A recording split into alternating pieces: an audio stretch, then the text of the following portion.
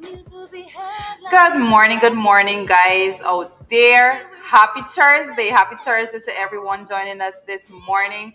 I'm here with two wonderful individuals, Yeah. as you know, to my Guilty is charged. Yesterday, we had a lot of comments asking, "Where's Amanza? Where's Amanza?" Well, here is Amanza for you this morning. Amanza is right here, The one and only. glowing. She looked The like one she and rest. only. She looked like she rested up a whole lot Yeah, to come this morning with this yeah. glow. You know, Amanza, you're Our looking co-host phenomenal. Amanza is back. Thank We're so you. happy to have Amanza. Always a pleasure Yeah, to be yeah, here yeah, on FYI. Good morning to your viewers, your listeners. It's good to be here with you guys. I missed y'all yesterday. Sharing a cup of coffee. Do you say cheers when you're drinking coffee? Could you say cheers? I don't think so. so. I'm not having coffee actually. This is tea now. Oh, Bush Amanza, tea. Amanza's a little But different. I'm having coffee. It's regular coffee for me Good to as see well. everybody. Good to see you guys. Guys, how has it been yesterday? You know, we were out here, we were speaking to you yesterday morning. So many of you came on. Yes, it was actually a really good day, Sharon. Yeah, I think yesterday was one of our better days. We had so much information packed up, and I think the time went by so quickly. So today we're going to try our best to unpack in such a strategic way that we get everything in before that hour goes by so quickly. And Beatrice Selby Sharon, oh my gosh, The folks Beatrice, are there. Y'all come out. Beatrice, Y'all come we out like early. you a lot, you know. Chisholm Henry and Tanya Cummins. Vashti. Vashti Megnan. Vashti is from Waterloo, Canada. Please and thank you. Oh, I'm sorry. Please Here, and thank you. Vashti. How's the weather in Canada, Vashti? Good to see you there. Courtney October. Good morning to yeah. you, Courtney. All the guys are out. What are you guys having for breakfast? You know, Man's having her little herbal tea here, and We're with coffee. I'm a work in progress. We're coffee this morning. We are work in progress. That's what's happening. That's what's happening. But I'm trying to, guys, listen, let me be honest with you in the morning. Be honest with us. I try to go through these names. I try not to miss your names, but it goes by so quickly. Oh my gosh. Arvin Don Cook, we see you. Vanessa Ward Dean. I see Warren Fraser. I think there's Warren there. Yep. Royston as well. Prophet Siabru and Carl Fordyce. Millicent Ross and Donna Barry. Gangaram Tony, we see you. St. Romain Adams, we see y'all. We happy that you all are up early. But she said she's having egg and bread. Oh wow, nice. But Judah David is here. You know, Judah hasn't missed one single morning, Sharon. Every single morning. She's just there. She's here already. Cummings, was it Tanya Cummings? Tanya Cummings. Yes. Come on down. Tanya is saying what? Ooh, somebody's having breadfruit and hot dog. And Ramesh Puran says he's having bread and eggs too. Bread and egg, yes. That seems to be a feature. Like boiled egg, are you going to scramble it? How are you doing this bread? Boiled egg with bread. You know? Beverly Drake says hi, Amanza. Why only Amanza gets high from Beverly? That's what I feel attacked. I feel attacked. I feel attacked right there. Vicky Narayan and Janet Wong, Sonia Annie, Ro Robinson. Wow. We see Gladstone Matthews. Congrats. Gladstone Matthews joining us this morning. I haven't seen Gladstone Matthews yesterday. I don't know if I missed him yesterday. And Good Gina morning, Gladstone. too. How are you guys doing? How was the night? How did you guys sleep? You had any dreams? You all see any lotto numbers? Come on, tell us something. You know, Sharon's always with these lotto numbers. Tell me something. No, Sharon. Yeah. Money got a make, you know. However, money got a make. So we get no increase. So your name calling. Money got make. Judith a little different, you know. Judith is having omelette and toast this morning. If we could recall. Judith, omelette. Omelette. Listen, Judith yesterday morning, guys. Yesterday morning, Judith was having what was she having? Fish broth with cassava bread. Judith no, this morning. Token came. Bushy like that. I need to go visit Judith and so forth. We're gonna be ordering some. Send some this way, Judith. Send some this way. Facade says good morning. Yeah. Nicola Daniels, we see you, Nicola. We see you. Judith says, I love your dress, Amanda. It's amazing. I feel attacked again, like I ain't thinking that. I come out this morning, I'm a best thing. I'm a circle, I'm a squares. Nobody see me. Dawn, good morning to you.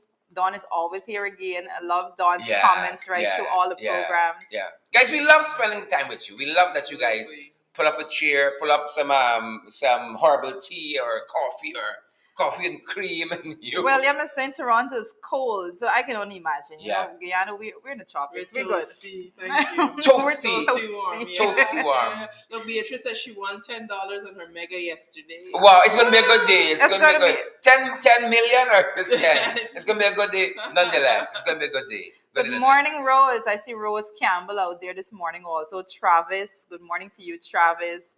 Donna Barry. Donna's a faithful poached one. eggs with what? With Poached bread eggs. and Poached some hot eggs. milky I see tea. Clean I'm says sorry. good. My Lord. Clean Martin Nice. says good afternoon from the UK. Oh, it's the afternoon already there? He has Wow. lunch. He had cook up for lunch. Wow. You in the future, my brother. You in the future. Judith says I know her ability in the kitchen, so when we come to Bartica, she's going to be cooking for us. So we're putting that out We there gotta to take the this on the public. road. We gotta take this on the road now. Said my curry just landed for breakfast. Oh wow, I'm Oh, you- sorry. He said it's not only certain people can get Look curry. here, shipped fuck in. Oh, sorry. Good for you. Good for you. Apologies. Good for you. We envy you there. Mhm. Curry floating tastes differently. You know? The different A curry. different curry. Good to see all of you It's guys. raining Yeah. according to it's Carl Fordyce. He says it's raining in Trinidad and Tobago right now. So Mhm, Carl is joining mhm. us all the way from Trinidad and Tobago. Morning to you, Mhm. Carl. You know, Walk keep with your yourself- umbrella. I was just about to say it. Keep yourself dry during the rain. Mm. Good to see all of you guys. What do we have on the menu this morning, Well, Teresa, you know, in terms of the news? but I want to actually, guys, Commissioner the Cole time. says that's a very interesting statement. She's emotionally distressed. You Why? gotta get the dildos while she keeps hearing in her sleep. No, Commissioner Cole. Commissioner Cole is emotionally distressed. Wow. It's- So. Mhm. Well, Really we'll, sick. we'll We're actually gonna deal with that touch. later We're on, actually I going to We're touch gonna a deal with bit it, yeah. on Yeah. that, but Yeah. sometimes we don't allow these Mhm. these issues to overtake the real things that are happening around us. One of the things I want to start off with this morning, shared, is the fact that we have been mentioning for the entire week. If I'm to say that. Be careful on the road. We've been speaking about road safety. We've been asking persons to be careful and all of that. And yet we have to be reporting this morning on the issues with the bus drivers and the way in which they use the roadway shared. There's a video circulating on social media with a bus actually driving on the pavement where persons should be walking, and he seems most upset when the guy is trying to like tell him Correct you him. can't do that. He was most upset, and I'm bringing this forward because we've been talking about so many accidents out there all the time, and here we are. Here we have it. This is the little space set aside for the pedestrians.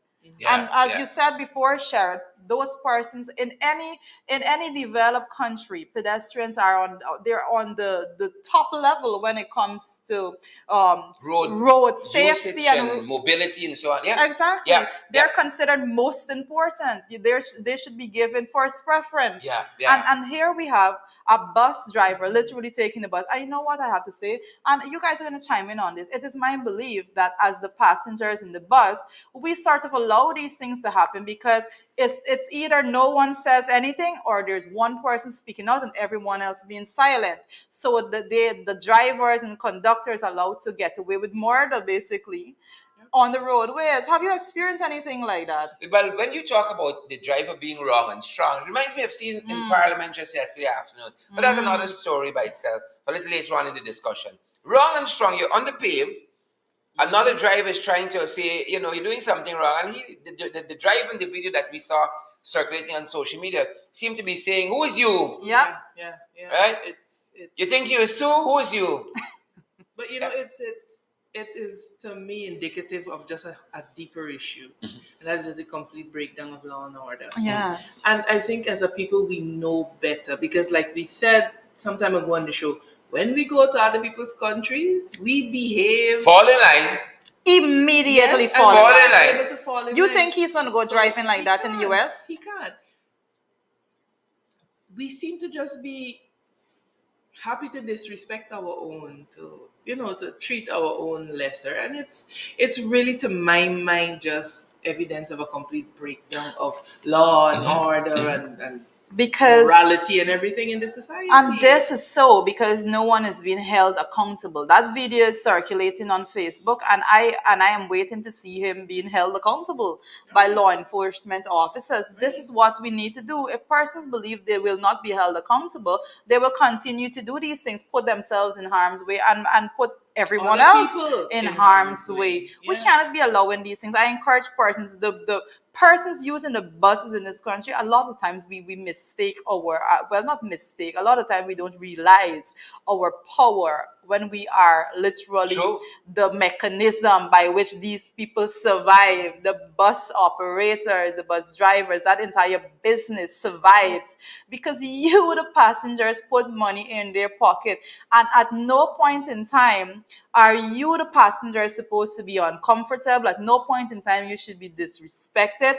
You have the upper hand because you are funding that industry altogether. And persons need to understand that. So when you get into a bus, you should be spoken to with respect. When you get Absolutely. into a bus, your life should be guarded. No one should be reckless on the roadway with you being in the bus.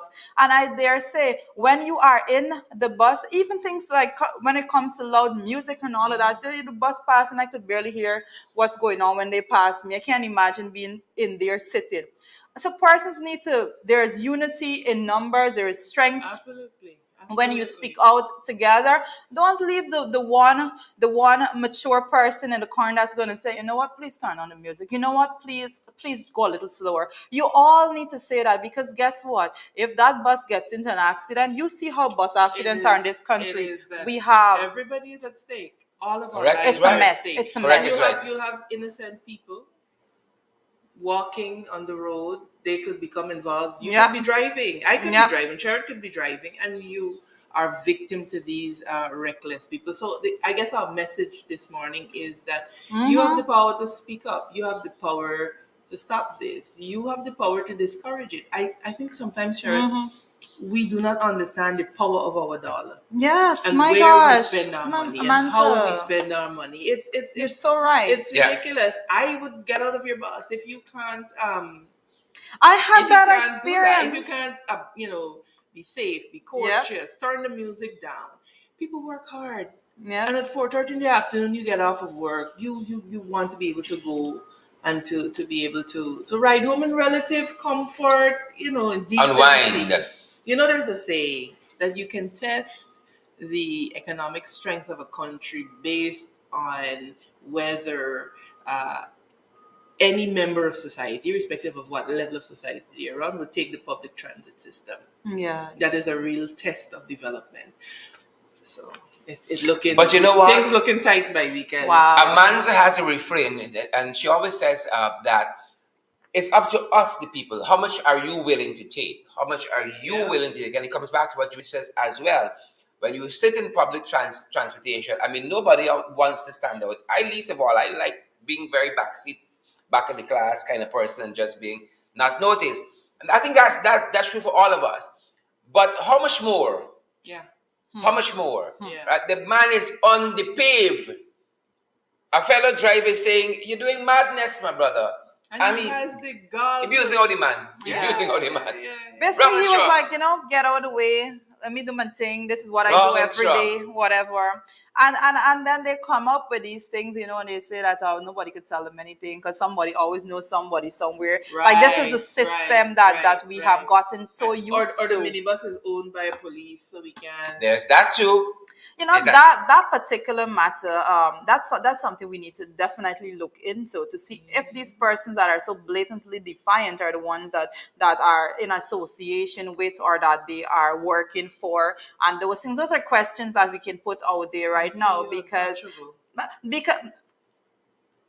let me say it like this: if a bus is owned by a police and someone is driving a bus for a police, then that bus should be exercising extreme care and extreme caution, and not on the opposite end believe that they can do whatever they want. How do we get to this point in our society? Held to a higher standard. But this is what I say to people in public life: do not use your friendship with people in public life as an excuse to break the law. I always say, if you are my friend, then I expect you to do better than others. I expect you to be the gold standard of proper behavior. Because we are friends. So I think it comes back to what are we as people willing to demand. But I'm happy with the driver who took the footage. Yes. Because clearly he saw something that was wrong there. Right. And I know a lot of people have been sharing that video of the bus on the pavement on social media and tagging the Guyana Police Force. I think they should tag the union as well, because these buses come on the unions. And the unions is the first railing trail line of defense to say to your members, this is how, you don't drive. This is a prime example. Wow. A teachable moment of how you don't conduct yourself as a bus driver. He was tearing down the pavement. I was shocked at the rate of speed that he was going on the pavement. But we can send a message out, Manso. I think we can send a message out to some persons, Sharon. I'm cutting you off because you're speaking about the fact that there are a lot of these buses that are operating, that are owned by police and so on. I often tell people, and I often tell a lot of persons, that never confuse being in the proximity of power to actually having power, because you are going to be left high and dry when whatever hits the fan. Absolutely. Right? It doesn't work like that. You don't confuse yourself that I know this person, because those same people that you believe they're going to leave you high and dry. So don't confuse that, oh, well, I know this person. This is my friend. So I'm in the proximity of power, protection. Don't confuse it to actually having power and protection. So take that warning, but persons need to be very, very careful on the roadways out there and speak out. To the person that took the video, thank you. We need more persons like you out there speaking out, calling those persons out. Name and shame, if that's the way it has to work, like Sherrod is rightly saying, tag the police force, tag the union. These buses doesn't operate by themselves, doesn't operate on their own, right? And remember, your dollar matters. Yes, Amanda. It really does point to the power of social media and the power that we have. Yes. Every citizen can now be a reporter. Be the people. Yeah. And so, I often tell people, particularly when we go out into the communities, when we're doing our political work, I said, you have a smartphone, take a video. The excavator is doing something wrong. You take a video and you send it. Wow. You have the gift of information, and as a people, we have to know how to use it wisely. Yes. To hold government accountable. To hold government accountable. And that's why when you guys come on the program, folks like Amina McDonald and Glenn Sismingo Byrne and Chanel Ross, we say share the live program so other persons get valid and credible information as well, and not to beat this issue, flag this issue, into the ground. But in terms of being a teachable moment, I think in our society, it can be used as a metaphor too of how many people break the law and cut in to get ahead. Wow. Right? How many people cut in to get ahead? It's not only bus drivers, that is symptomatic of a larger problem. Yeah. Of a larger problem. Yeah. How many people cut in to get ahead? And you are right. It really is a metaphor for where we are in Guyana today as a society. You break the law with reckless abandon. You don't consider the consequences because I can pay somebody and so on and so forth. So it really is a metaphor. You have made a very, very, very good point. And I think it is something that we ponder on, and we look at that bus as us as a society and how we are condoning recklessness and lawlessness. And the car driver, maybe it's the few right-thinking people who are saying, hey, breaks up. This is not the right breaks way. Up. I mean, Mansa, how long was that bus driver going to have to wait there? 5 hours? 2 hours? That's the other thing we have to tackle. I had the privilege of going to Colombia to study mobility, how transportation and pedestrians move and cyclists and all that, how those things work in good cities. And I remember being in Colombia for a week and never hearing a horn once. Wow. Never hearing a horn once. People come to the stoplight, they stop. They give way to pedestrians. Never hearing a car horn once. When the light says green, people wait and they move off. A nanosecond in Guyana after the light turns green. Pop, pop, pop, pop, pop, pop. It's like, I swear to you, it's like they lay down on the horn. They're just like push forward. A nanosecond, that light goes green. Serious. And people honking on you. I try my best not to blow people. Try my best. It is, again, symptomatic of where we Yeah. are as a Yeah. society. And I keep making the point here that we want to endeavor to become a little more egalitarian, a little more first worldly and developed in our approach, but we seem hesitant to exercise the requisite amount of discipline that it takes to get there. It requires that you have a disciplined population who will decide, look, we are going to be either a nation governed by men or we're going to be a nation governed by laws. It's very, very simple. Mhm. And I think if we really sit down and understand what Guyana can be, and Guyanese are seized with that vision of what Guyana can be, now we will demand so much more of our leaders. The foolishness that happened in the National Assembly yesterday, where a minister, can you imagine the level that we have sunken to? That a minister felt comfortable saying what he said whilst on the floor with an open mic. Yeah, because and I want to raise this point when you speak about that, because when generally in society right now, Guyana, we are new. We're looking at this whole we're like a blank slate. I often just use that description. There's so many things that has never been done in this country in terms of business and development altogether, and it gives a unique opportunity for persons to go out there and be creative, use your creativity. You have this blank slate as a country with so many things never been done before, and there we have it with new money. A lot of persons are seeing, and I dare say, Amanda, that there's a concept that you learn in sociology that speaks about the bourgeois of societies and how they operate. But then there's a distinction. There is a class in society that even persons with money cannot even enter this class because they have money with no class ethics. And that is something that we see a lot when we look around our society. You cannot want to be elevated to a level that you're sitting down and you're having discussions at a level with the large CEOs of these multinational corporations if you have the money but you don't have the class ethics to go with it. No one wants to be seen with you in society altogether. We have so many of those issues. But before you even delve into the matter of Parliament, I want to give an update on the mud water situation, because I know, Sherrod, you covered it a lot, right? Mud water. Right. Free mud water has been our mantra here. Free mud water. Free mud water. We've been free mud water. Not Water. Free mud water. it's different year for Sherrod. 2022 Sherrod is bringing the a long I different said tone. social media accent. Two Guyanese. Sherrod isn't even going nowhere. He just seen the countries popping up and his water. Free mud water. But just an update on that, guys. We know that one Kieran Bruce was actually arrested at one point, and he for allegations that he was a person that impersonates with the character, mud water character. But we saw yesterday Kieran Bruce actually sued one Malik Rodriguez, and he was suing that person for $101 million for statement that person would have utilized their Facebook profile and their social media page to make allegations against him. So this story has a lot more coming. But as we see everything unfold, I was looking at it, and we have so many issues in our society that we definitely need to deal with. And one of those issues we have is mental health.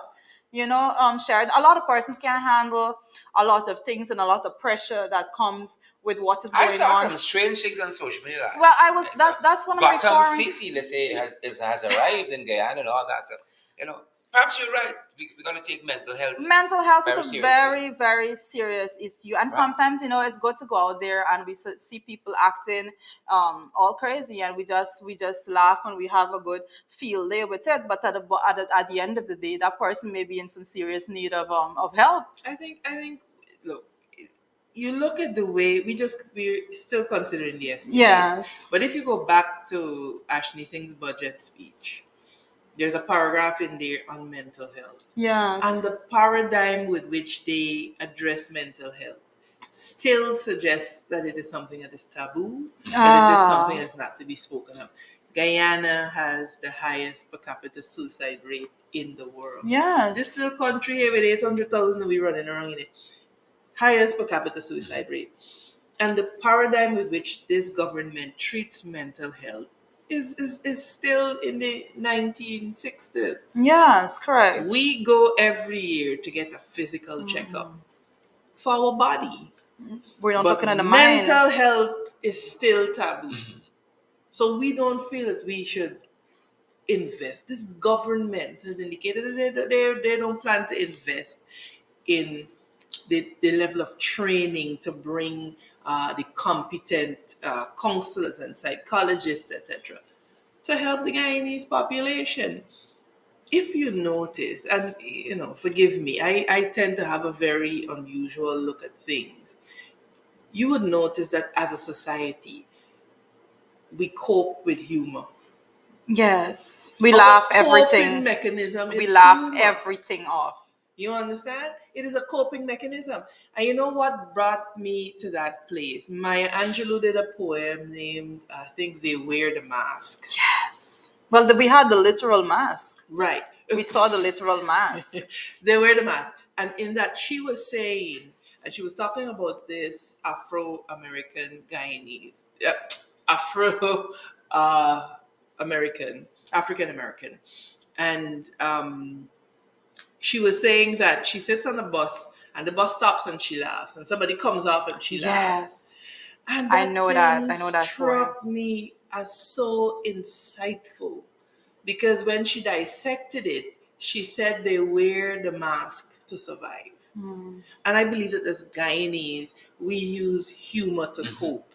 Because if we did not have a sense of humor, would have been a whole lot of mad people running around in the streets. Yes. I'm telling you, because it is, you leave Guyana and you're almost filled with a sense of dread, because you go to places that they do not have even a quarter of what you have. Yeah. And their nations are developed and they're working, their democracies are not perfect, but they are working. And then you come back here and it is a weight that almost descends on you when you get back to that airport, because you come, you love your country, but you ask yourself, we be making sense? Are we I know what gonna you're talking about, my change? sister. Are we gonna change? And these are the very, I think, deep things that we as a nation have to start to address if we're gonna move this nation forward. But one of the indicators, Sharon, one of the indicators when persons are looking at actual true development, we talk about development. A lot of times we hear the word being thrown around. The country is developing. The country has this high GDP growth rate and all of these things.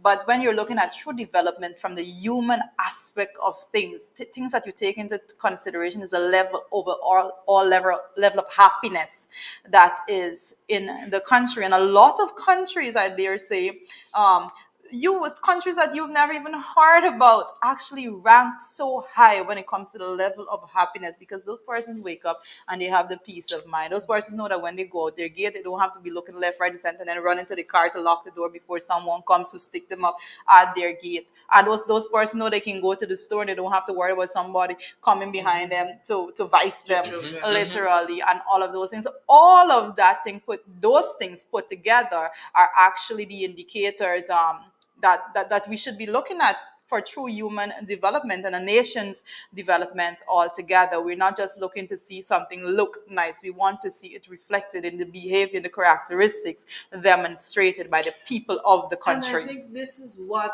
our vice president misses. Yes. Because when you hear him speak about the economics of the budget, you hear him talk about one aspect of economic development that has to do with infrastructure. It looks nice. It should look nice. What happened to, as Joretta said, human and social development? Yeah. That is also an indicator. That is the main indicator.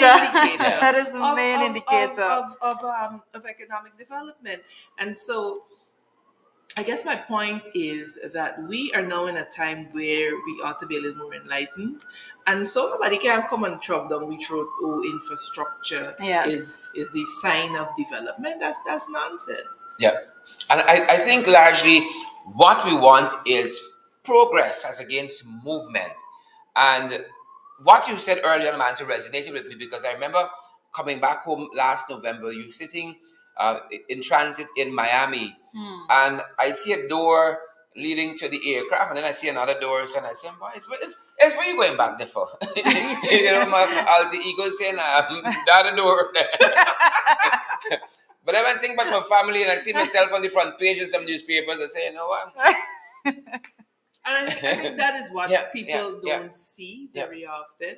They see you in public, you're now a public figure, but they do not see, I think, the level of mental and internal struggle. Yes, that's what we're getting to. Very often they see your public figures as Superman and Superwoman, or they can but the reality is that we are very human. They're brave, with the human this, emotions, with human needs, with the need for security, just like anybody else. And so it is literally a challenge. And this is why I say, when I say to people, when they say, "What y'all doing?" I said, "What are we doing?" Yes. What definitely. Are we doing? All are involved. Because all are involved. We are just the ones that would have stepped forward. Yes. And said, offer ourselves as leadership.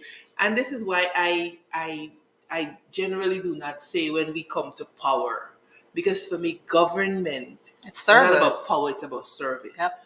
If you look at the word minister, you understand what that means. Yes. But we got it backwards. But hold on, by the time FYI finish, we're going to have such an enlightened people.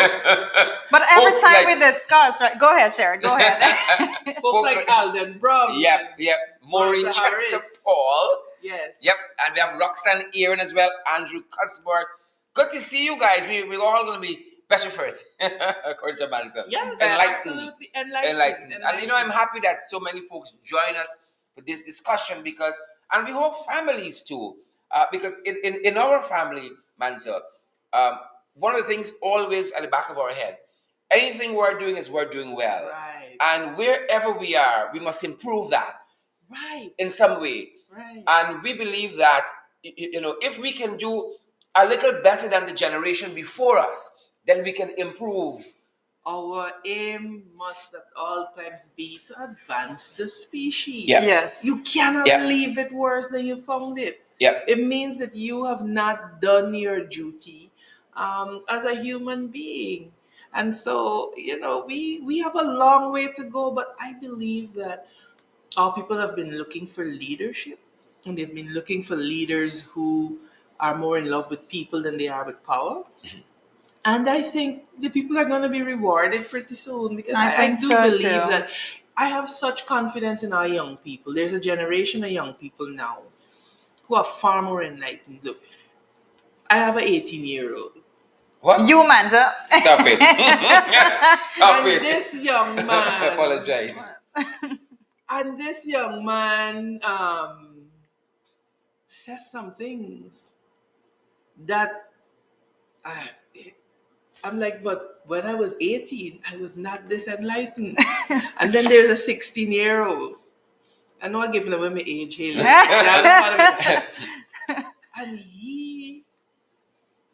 can I tell you something? One day I was writing something that I had to say, and I said to him, I said, look, read it. He said, mommy, I think this ending is a bit anticlimactic. You have to do better. Break that down for us, Mansa. Let me say, I have to go back and tweak it. But the point that I'm making is that we have a generation now that are so much more enlightened. The information age. Than we were at their age. I mean, some of the things my children talk about, I didn't have that conversation. I was not allowed to have those conversations because we come from the little children must be seen and not heard era.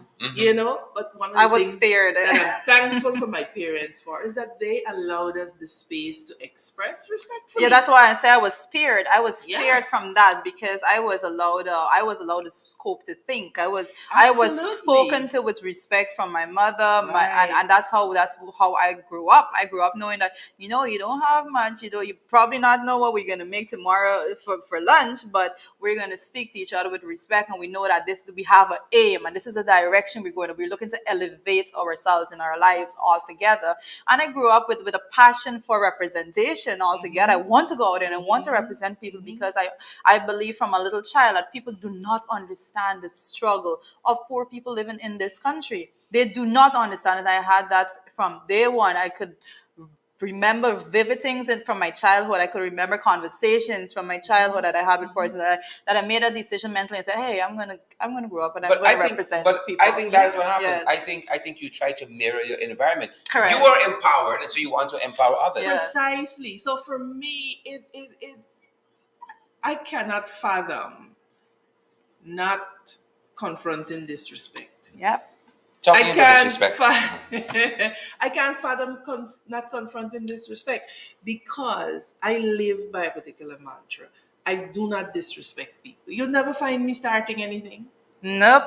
But I will not take nonsense from not a boy. Yeah. That sounds familiar to me. Talking about disrespect. Yeah, but that discussion can actually go into what occurred in Parliament yesterday, and I dare say that this is not a discussion that started yesterday.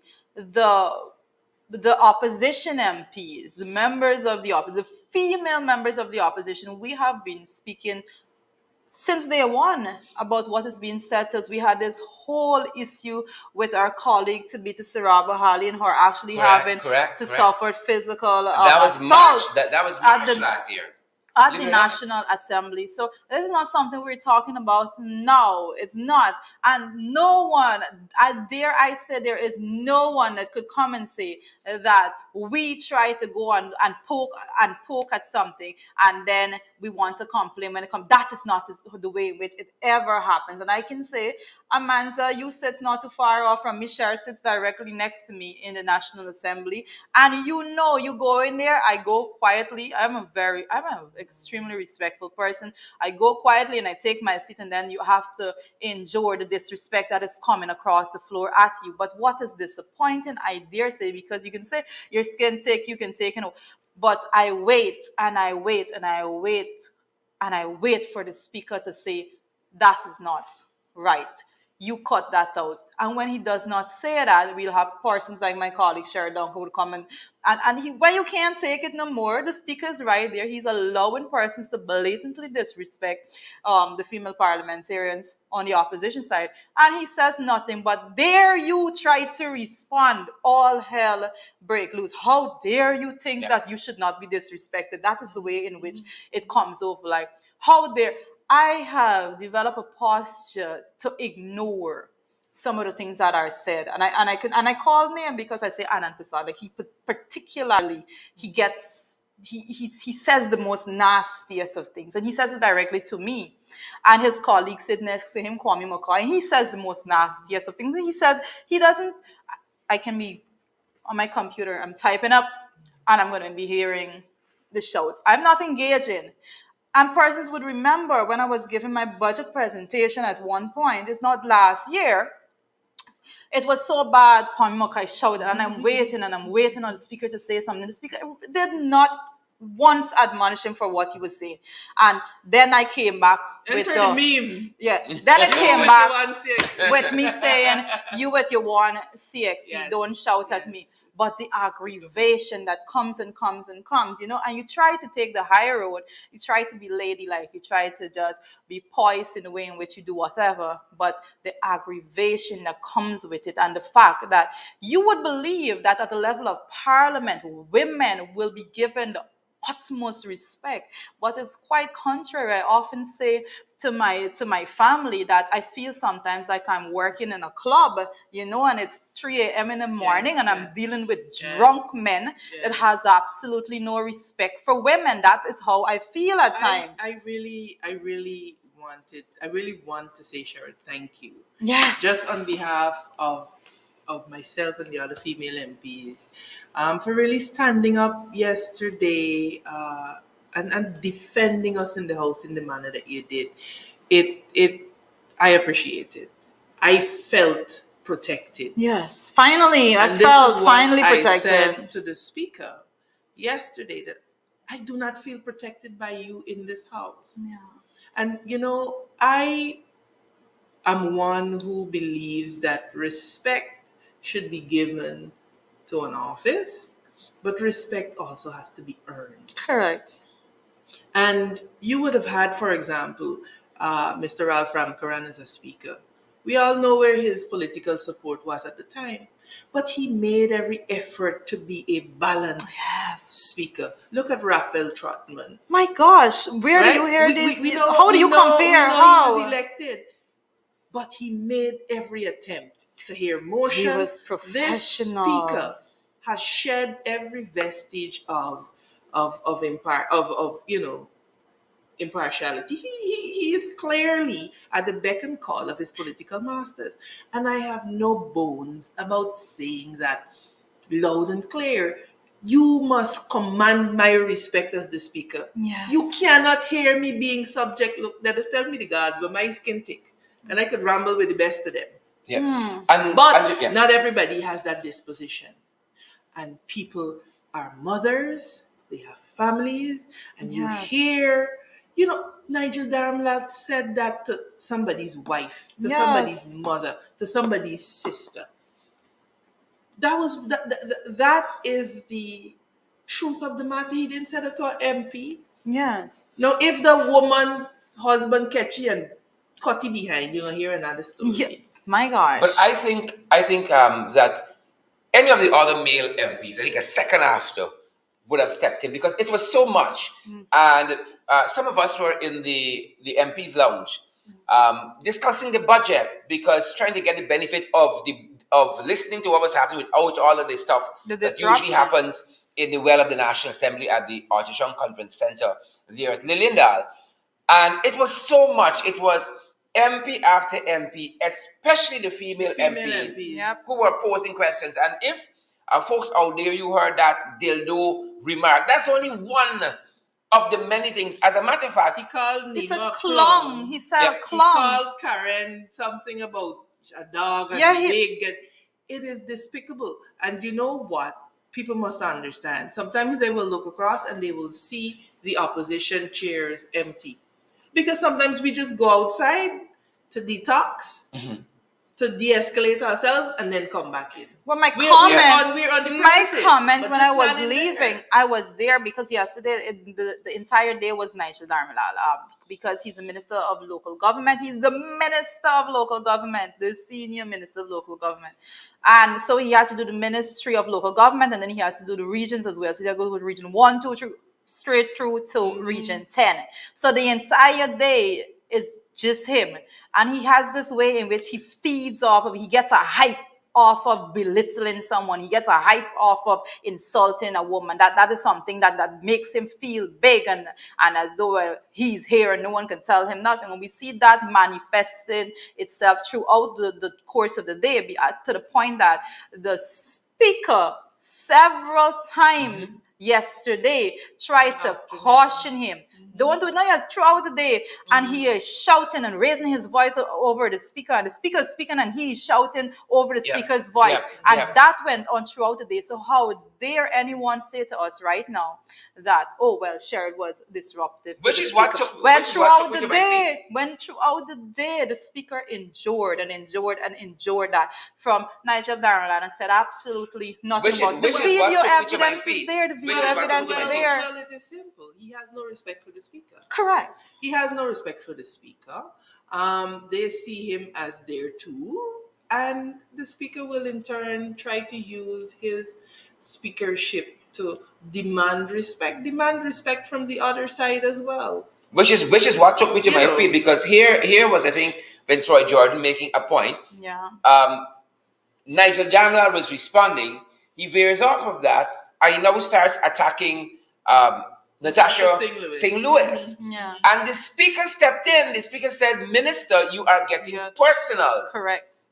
And he kept on. Yes. Yet again, he kept on. Did the speaker suspend him? Did he ask for him to leave? He's not suspended. And this is the problem that I have as a speaker. Your role in the National Assembly is to bring balance, is to preside over the National Assembly in such a manner that the people's business, that it's ventilated. Our speaker needs to improve if he is not going to go down as the worst speaker in Guyana's post-independence history. He has no apologies about saying he has an opportunity to be better. Right and wrong is wrong. He did something yesterday that I had a difficulty with. You look at the line items of the budget, this head of other. is scrutinized because they usually use it as a slush fund. I must give you Todd credit. There was a $400 million increase in his other. Wow.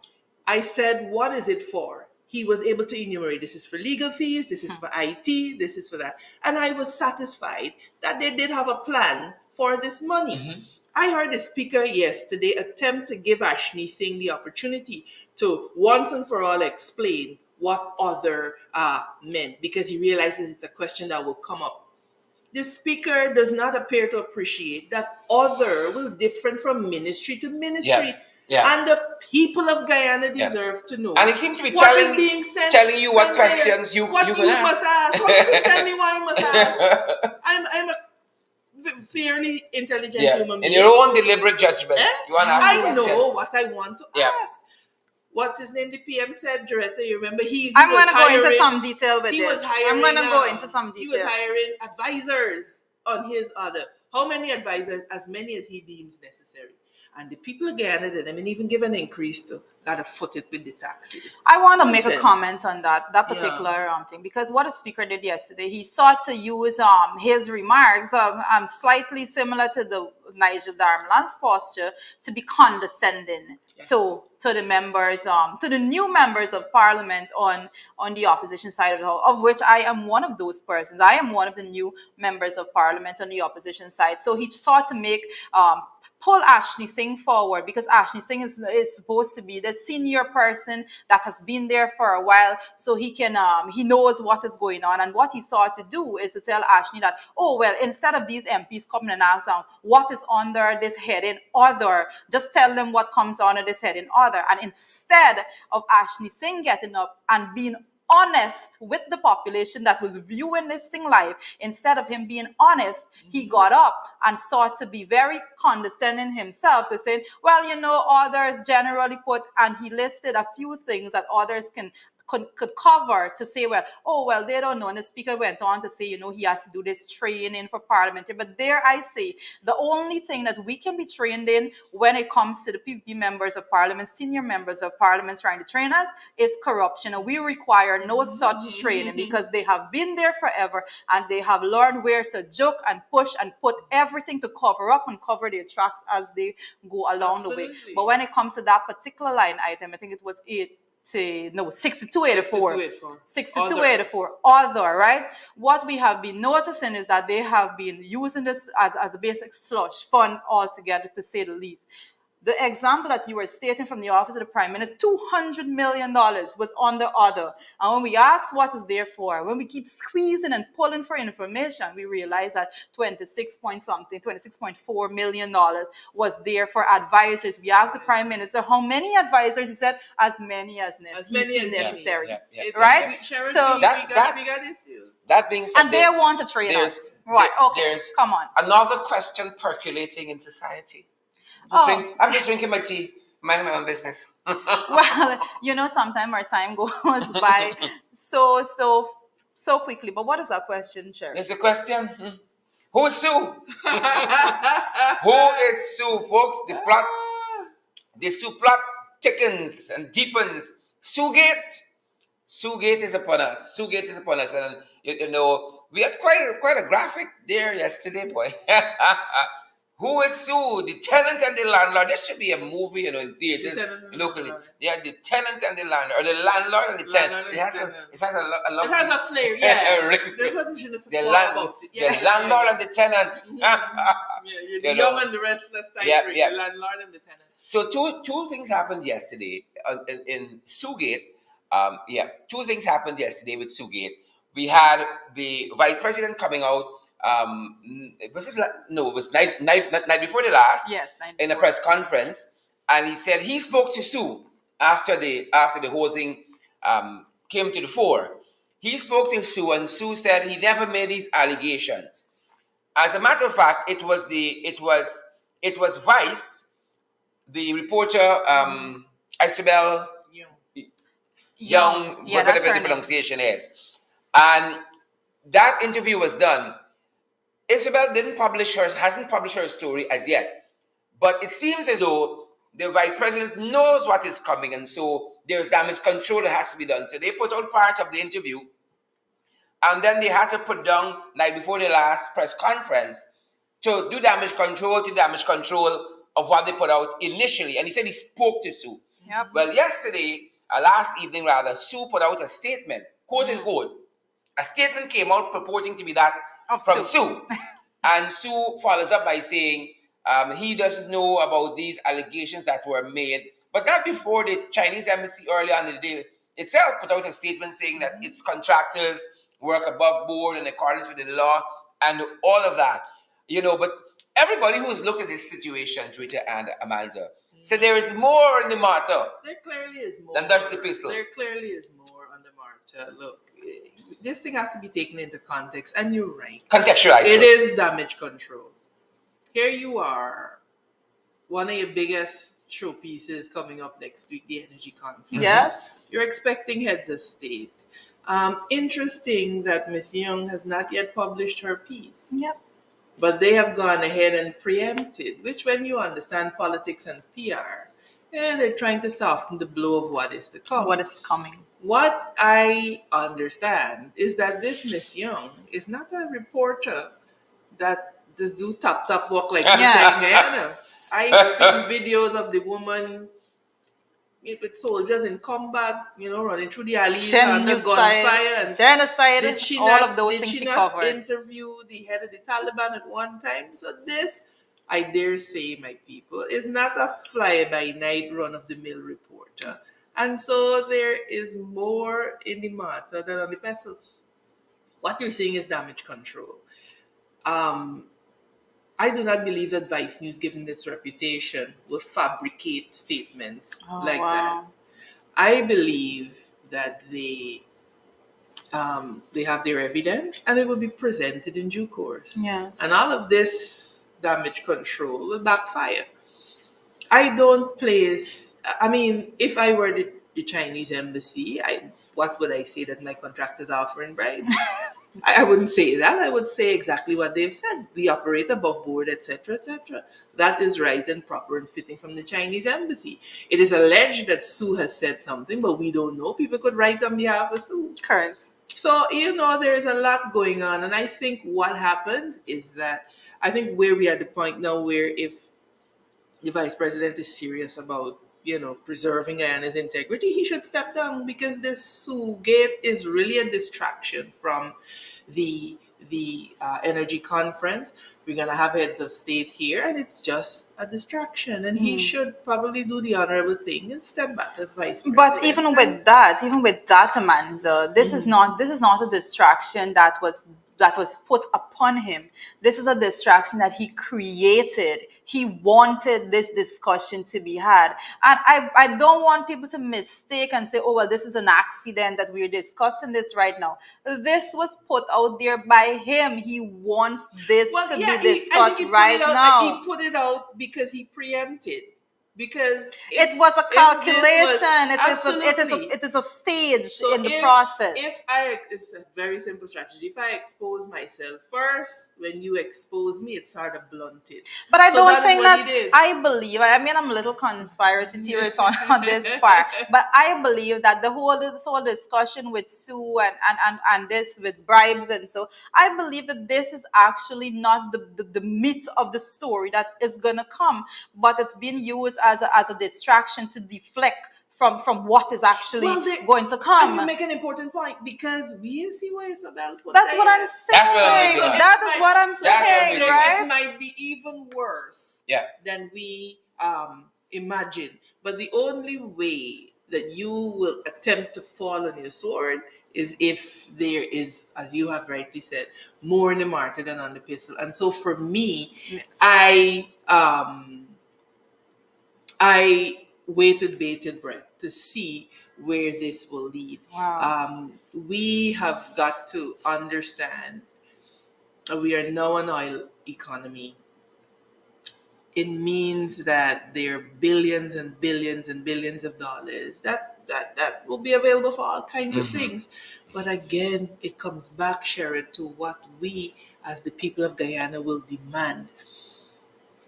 we got to come back to the NRF. And I know that sometimes as a population, you feel tired. Yes, my gosh. I know that our people are exhausted, but we have to focus because the devil is in the details. And we cannot get so tired and so distracted that we are not able to focus on what is at hand. We have now monies in the Natural Resources Fund that was supposed to be kept for our children, buddy, so that our children could come into to a time that they had money there, put up, like you're saving. What the Natural Resource Fund is Guyana having a bank account saving for our children, making smart investments so you can grow interest and our children will have more money. What you have happening now is literally your bank account is being raided. That is what is happening on a macro level. And you have Wane Jill standing up in the parliament to say that the NRF money is going to go into the consolidated and they're going to mix it all together. And they're going to mix it all together. Making it impossible to audit. That is not the intent of a natural resource fund. Yeah. It is to safeguard your future generation. But you know what? I wanna pull back a little bit from us being on the ground and looking at Isabel, and Jack Dio and Sue and all of that. And think about the fact that lots of us have become enamored by Mia Motley because she goes on the world stage, she represents.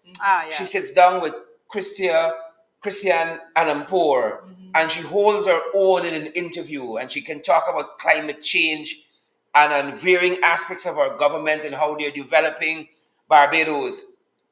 We got Irfan. Irfan goes on the world stage and talks about all kinds of things and, really doesn't have a grasp of the English language. And then we got a vice president who sits down and he's talking about people offering him bribes, the allegations of taking bribes from Chinese company. You understand where we are? I understand where we are. You understand where we are? Why we can't have a moment where, irrespective of the political divide, we can say, look how this chap here represents we here. We're proud of this, Look what we're grappling with here, bribe.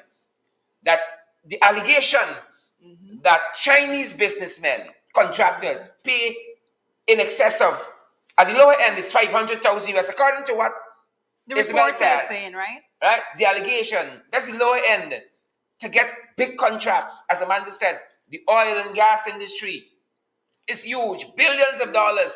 We had the British High Commissioner just yesterday talking about tightening the procurement laws because, again, they know what they're seeing. They know what they're hearing on the ground. Right? We're cheating. People trying to cut in. Yep. Right? Drive on the pave in the contract and come in front. Right? Talking about tightening the procurement laws. So there's Mia Motley on the international stage, doing the region proud. We are member of CARICOM and we're Caribbean people at the end of the day as well, and we feel proud. Yep. And here we like grappling. Who is with Mia Motley? Barjaglio, being accused of taking bribe from Chinese company. And we say this, I love how Amanda prefaced what she said. Isabel Young is not no run-of-the-mill reporter. Correct. These people do their homework. And I think people who aspire to be in journalism locally, not clowns, right, should take a page out of their book. But you know what suppresses that?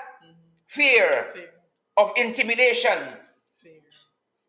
And you talk about this thing of fear. And I like for people to understand where we as, we're now regarded as public figures. We are aware of what can happen to us. Yes. Yes. We know the risk of that's being run. You have people going to dig up dirt on you, and you know that your safety is being jeopardized. But I refuse to live in fear. I refuse to be on my knees and beg anybody. This is my country. I born here. Yeah. People call you. You understand? People call you, manzo. People call you. You get threats. You get all kinds of things. Oh God, be careful, be safe. I am like, Lord, I can't go unless you say it's me. Unless the Lord watch the city. Right? So the good book says. But I refuse to live in fear because of these because people. you are not living at all. And every time someone Precisely. says to me, be careful, don't say this, don't say that, because your life is at risk and you have your family and all of that. When people say that to me, we have to understand that if you are living in fear of speaking, then you are absolutely not living at all. You are just surviving. This is just mere existence for you. You just go day for day. But what is life if you cannot have the freedom to speak, to express yourself, to do whatever? What is the purpose of me having life if I can't go out there and do what I need to do? Precisely. There are many times that you have to confront things, and people like, are you ready for the blowback? Because you talk about this man and you're liable to. I My say, gosh, what? yes. What I can't live with, what I can't live with is seeing wickedness, seeing corruption, seeing the robbery and the rape of our country, seeing our future generations being robbed of a proper existence, seeing Guyanese people relegated to second-class citizens in their own country and not say anything. I can't live with that. Yes, definitely The not. only thing, was it? Required for evil to prevail? Yes, It's for good men It's to for do good men nothing. to do nothing. Yep. Yeah. So Yeah. I can drink We got some some water, we got some fight. difficult days ahead, but we have to stand strong. We have to buckle up. We have to stand strong. to buckle up. We have to stand strong. I often say you look like you look at Martin Luther King, for example. They fought for the right to vote.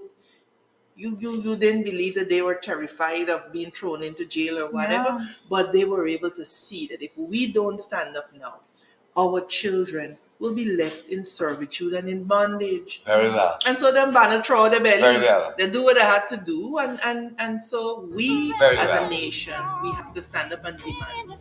Very well. Where does the time go? Where does the time go? It's an hour already. I said it at the very beginning that we were going to be trying to pack in as much information as we could because the hour goes by so quickly.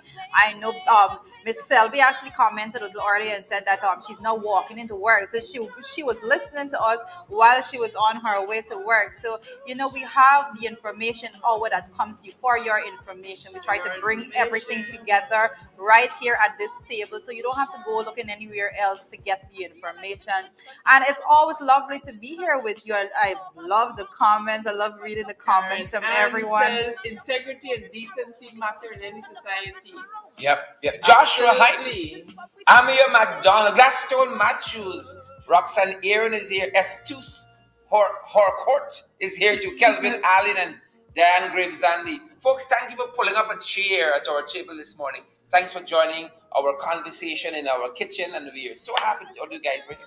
Today is one of your people's birthdays. Whose birthday? It's Odessa Francis. Okay, so Odessa's birthday. Respect and manners, Odessa. Happy birthday, Odessa. Happy birthday. Odessa has What, been 16 or 17 now? I think 18-ish. Yeah, 18-ish. No, she's been in, having a lot of 18-year-old conversations online. So she's 18. Barbecue and so on coming up. Happy birthday, Odessa. Blessings and blessings and blessings. Yep. Blessings and guidance. Particle people, I dare say, just FYI. Big up Bart. Take a whole big up this morning, Bart. Yep. Thanks, guys, for joining us this morning. Thank you for having us. Who has the final word? Well, we have. Thank you so much for joining us every morning. Like we're here tomorrow. We'll be here again with you at 8 a.m. And as we say, continue. The persons come back to the page and they listen to the broadcast after we're off air. So continue to share the live stream. As Sheldon would say, that show us your emotion just by clicking on that emoji. I think you said smash. Smash. Smash. I'm a little too proper. Nevertheless, mud water. Nevertheless, mud water. Continue to come, continue to join us, and of course, continue to help us to keep these programs going. And it is with your contribution that we're able to do what we're doing here right now. We appreciate each and every one of you and what you have been contributing. And I dare say, the Obama campaign did it just like this by having the people actually contribute so that mechanism was afloat for all of that. Powered by Pace and you. power. Pace and power in Numbers. Pace That and is power. it. Pace and power. So see you guys tomorrow morning at 8 a.m. Have a blessed day. Bye, guys. Be safe.